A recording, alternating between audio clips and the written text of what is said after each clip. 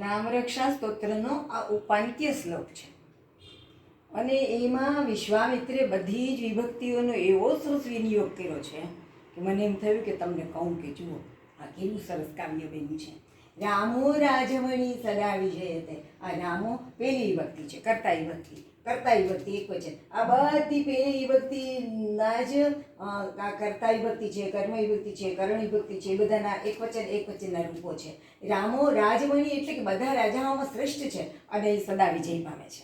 રામમ રમેશમ ભજે. જો આ બીજી વિભક્તિ છે, હું રામને ભજું છું. રમેશમ એટલે રમાના ઈશને એટલે કે લક્ષ્મીપતિને. રામેણા અભિહતા નિશાચર ચમુ. નિશાચર એટલે રાક્ષસ, ચમુ એટલે સેના. રામ વડે રાવણની સેના મરાઈ ગયેલી. રામાય તસ્મૈ નમઃ. અને એવા રામને હું નમસ્કાર કરું છું. તો રામાય એ ચોથી વિભક્તિ છે. પછી રામાત વત્તા નાસ્તિ બરાબર રામાન નાસ્તિ પરાયણમ પરતરમ. રામથી શ્રેષ્ઠ બીજું કોઈ મારું શરણ નથી.